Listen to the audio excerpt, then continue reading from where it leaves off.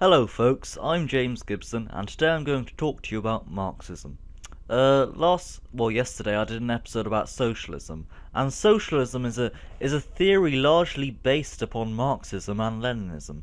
So I think it makes sense for me to introduce you to Marxism.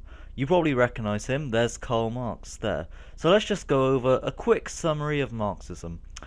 The word Marxism and quick summary don't really go together, so take what I tell you as sort of an inclination into a wider theory. So if any of this does interest you, I really encourage you to read on. So without further ado, let's move on.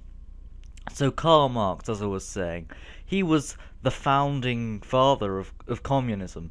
And he actually wrote the Communist Manifesto Das Kapital, and Marxism is based around him, unsurprisingly.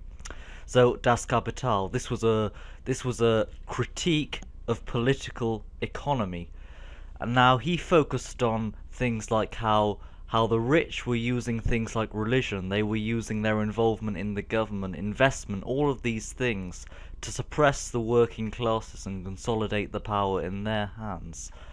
But then Marx created the idea of surplus value. Now, I sort of went over it yesterday a bit, but I think now I'm going to expand on it. So, we've got Jim. Jim is a factory worker. He goes to a factory, this is where he works, and he makes a shoe. He makes the shoe inside the factory, using the equipment supplied to him by the factory owner, and he makes a shoe. Now, this shoe sells for $10. But Jim doesn't sell that shoe. No, Jim makes the shoe, and Jim gives the shoe to the factory owner. So the factory owner then pays Jim $3 for making the shoe for him. But then the factory owner sells the shoe for $10, leaving him with a profit of $7, meaning that Jim has put this time and effort into making the shoe, but has only gotten $3 out of it, whereas the factory owner has got $7 out of it. Now consider this. This factory owner is also employing 10 other people like Jim, and he's making a hell of a lot of money from exploiting these workers and paying them much less than the value they're really providing to him. Now you need to ask yourselves, why is it fair that the factory owner makes so much money more than the workers? Now this is essentially Marxism. It's about the divide between the rich and the poor, and the class struggle that is created as a result of that.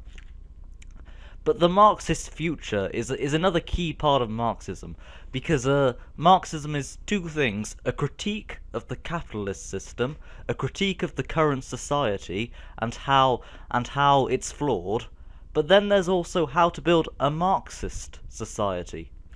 Now a key part of this is the sense of progression. You start off at feudalism, the days of lords, kings and queens, and that really sort of division of power. And then you've got capitalism, in which noble blood doesn't really matter anymore, except it's all about the free market, competition. Capitalism was largely formed off the industrialization of agriculture and the rise of factories, the Industrial Revolution, all of that. Now, in Marxist theory, a revolution will result in capitalism ending and then society progressing to what he might call socialism. Socialism is sort of a bridge between capitalism and communism. It's not fully communist, but it does have lots of things that are part of Marxist theory. And then you move on to communism. Now communism is the idea of a classless society and a stateless society. So the classless society, you don't have the poor, you don't have the rich, you don't have the middle classes, you don't have that. You've just got this one layer of people. There are no different divisions, just one layer of working people who work together to progress society. But not only classless, but stateless. Now what does this mean? Well, for Marx it means getting rid of the government, because surely if everybody's the same class and there is no division, then the role of the government sort of becomes meaningless, and since this role is meaningless, eventually the government dissolves. And Lenin in particular, he thought of getting to this stateless society, you'd need a vanguard party to guide a nation through this process, through this progression, this Marxist progression, to get to this communist sort of utopia. I say utopia, but Marx and Lenin both accepted that there would be flaws in this this ideal world that they described, and there always would be these flaws, and it's the role of the communists to sort of crush out these flaws and work towards building a better world.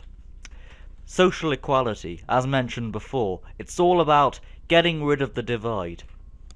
Here in the UK, I'm sure there are people that earn millions of pounds, and there are people that earn just around £10,000. It's an interesting divide, and it's a huge divide that Marxism aims to crush. This divide needs to be gone, and there needs to be social equality. The gap between rich and poor needs to be reduced. This is the end of part 1. I'm gonna expand on Marxism and give you a better idea. This is just an introduction, but if this interests you, head over to my blog at www.criticalproletariat.com. Until then, cheerio folks.